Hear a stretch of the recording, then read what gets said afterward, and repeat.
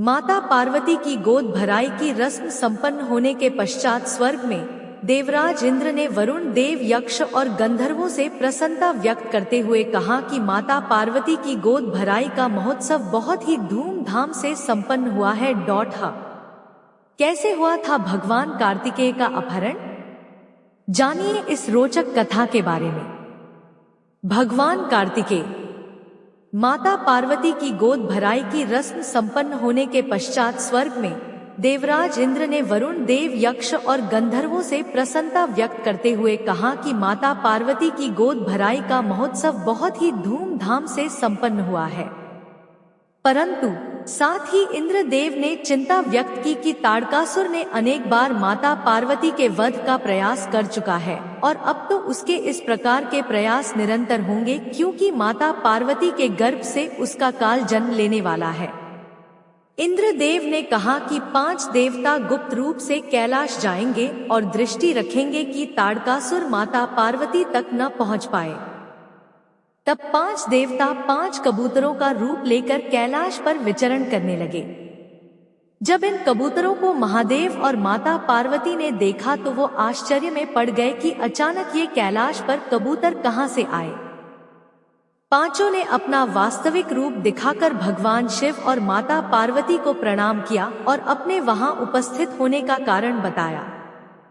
परंतु इसी दौरान ताड़कासुर कैलाश पहुंचा और छुपकर पूरी वार्तालाप को उसने सुन लिया। इस प्रकार उसे ये ज्ञात हो गया कि उस पर दृष्टि रखने के लिए 5 देवता कैलाश पर उपस्थित हैं। इसके पश्चात ताड़कासुर ने एक षड्यंत्र रचा।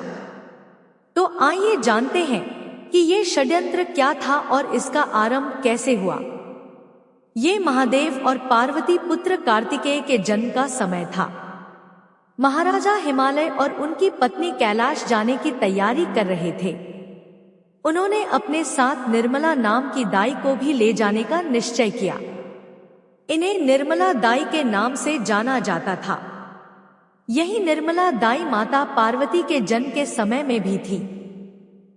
महाराजा ने निर्मला दाई को बुलाने के लिए महामंत्री को भेजा। इसी बीच ताड़कासुर ने ये पता लगा लिया कि माता पार्वती के माता पिता निर्मला दाई को कैलाश ले जा रहे हैं।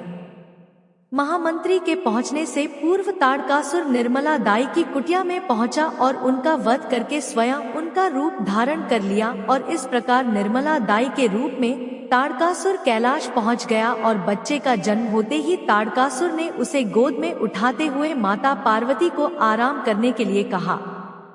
जैसे ही माता पार्वती निद्रा की स्थिति में आई, तभी निर्मला दाई के रूप धारण किया हुआ ताड़कासुर उनके कक्ष से शिशु को लेकर अदृश्य हो गया।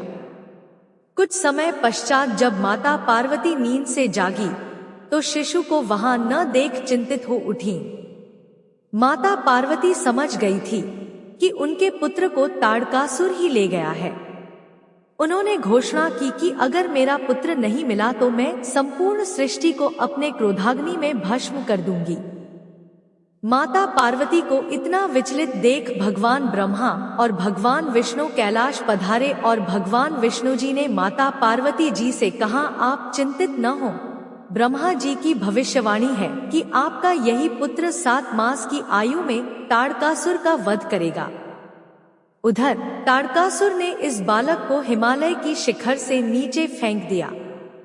ये बालक कैलाश पर पहरा दे रहे 5 देवताओं में से एक अग्नि देव की गोद में जा गिरा। यह बालक बहुत अधिक रो रहा था।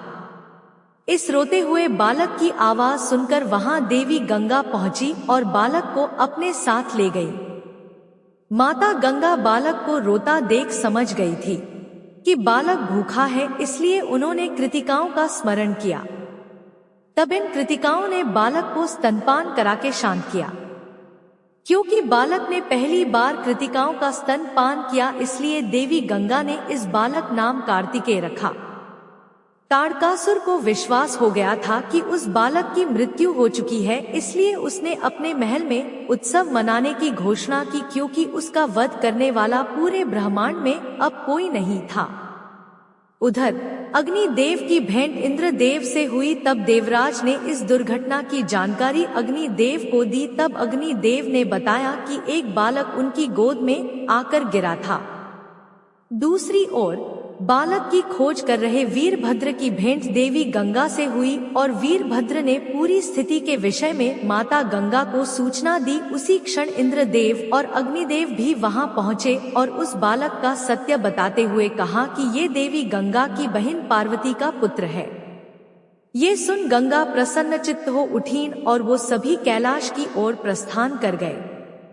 उधर माता पार्वती पुत्र वियोग में अग्नि में भस्म होने जा रही थी। तभी वहां पहुंचकर उनकी बड़ी बहन ने जल प्रवाहित कर अग्नि को बुझा दिया और माता पार्वती को उनका पुत्र सौंप दिया। इस प्रकार कैलाश में बहुत अद्भुत दृश्य देखने को मिला।